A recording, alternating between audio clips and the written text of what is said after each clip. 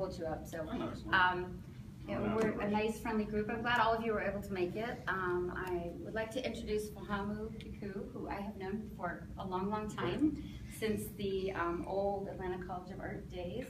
Fahamu has been an active artist here in the Atlanta area and elsewhere since graduating from the Atlanta College of Art in 1990.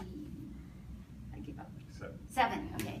That was my very first year. My very first year teaching. Since then he has gone on to become a notable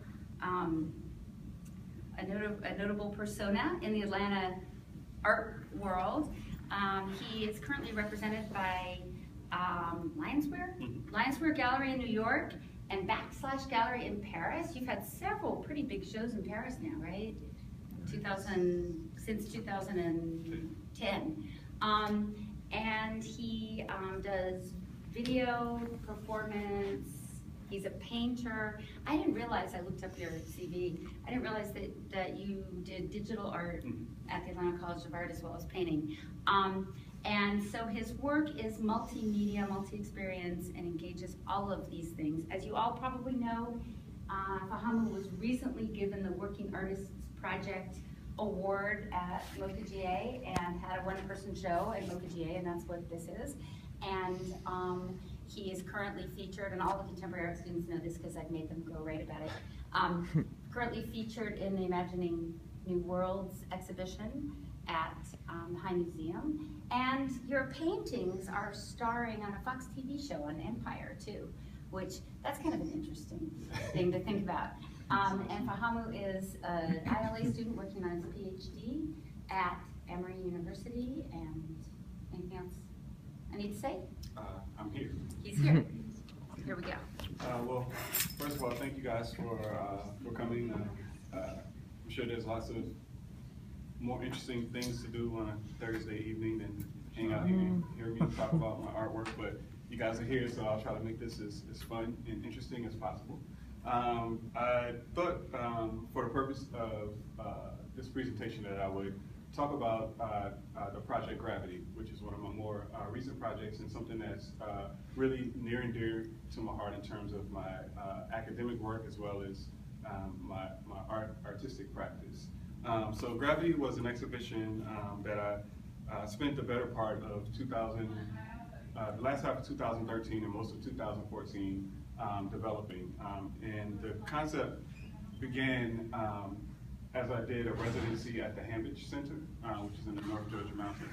And I started working around with this concept of limited mobility for a young black man, and thinking about what that looked like and how that might translate to our readings of black masculinity and also the performance of black masculinity.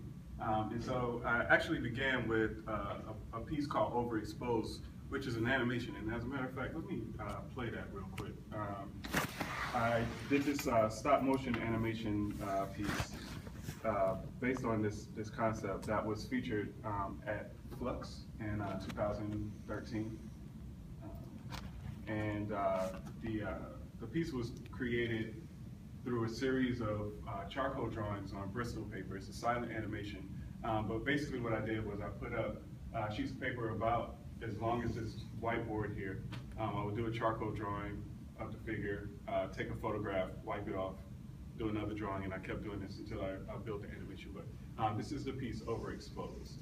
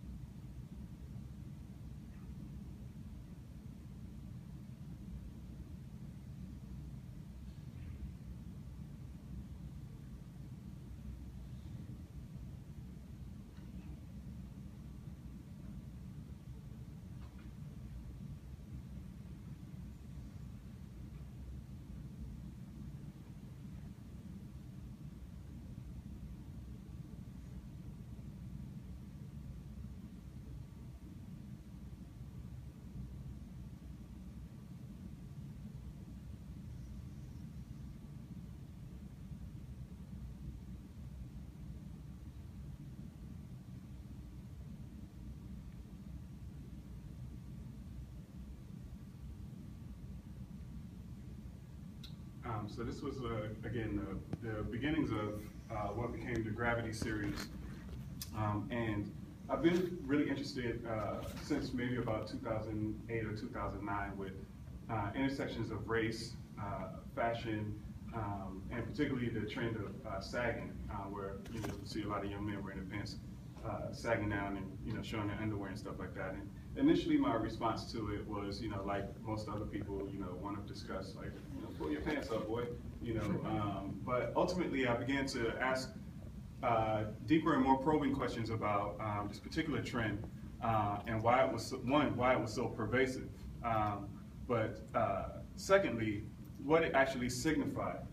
And so that's where Gravity comes into play. So this is an installation shot of the exhibition. Again, it was installed at the Museum of Contemporary Art.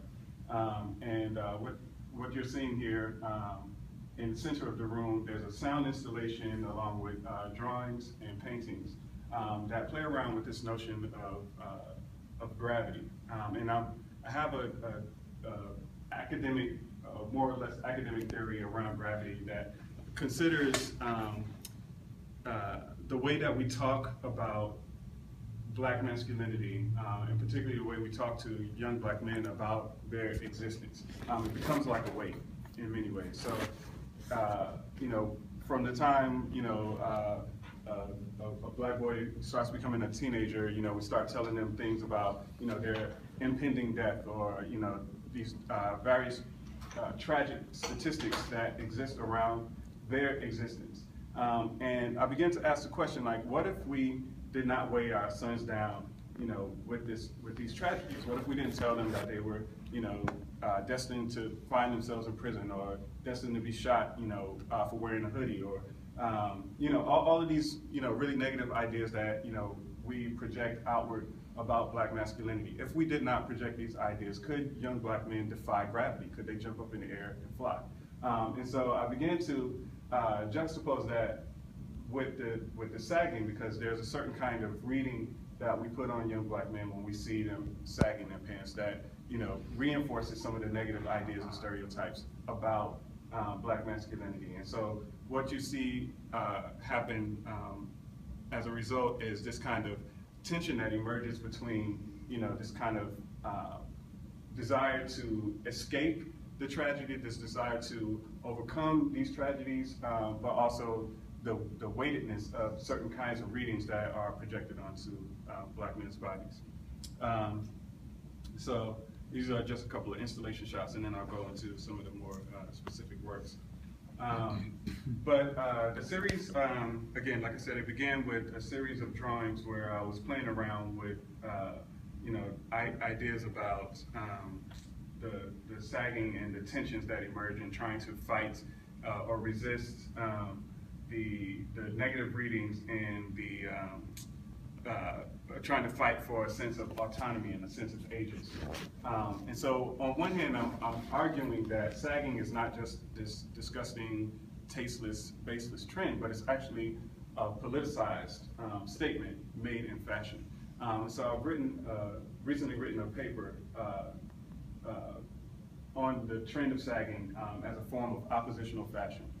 And this is a theory that is popularized by a scholar by the name of Elizabeth Wilson.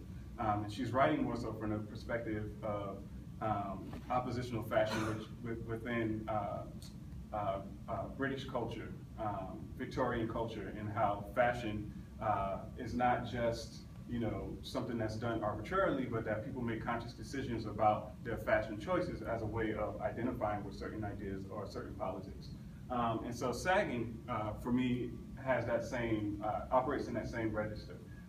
So in many ways, sagging is a way for young Black men to demand that they be seen, as opposed to, dressing according to a politics of respectability that basically would erase them from existence. So it's like, you have to conform to other people's ideas and standards of what you should look like, and then you're acceptable, right? So sagging becomes a way of saying, hey, I don't agree with that, with that prescription, and I want to be seen for who I am. I want to have some autonomy. I want to have some agency in the way that I carry myself. Now, I'm not arguing that every young man that you see sagging on the street is making such a conscious political choice, but there is something inherently political about that particular trend. And so when I'm playing with this notion of gravity, these are some of the ideas that I'm thinking about, some of the ways that I'm playing with the tensions that emerge in wearing that particular style, as well as the way the wearer is read for wearing those styles. One of the ways that I'm playing with this is by exaggerating the sagging trend.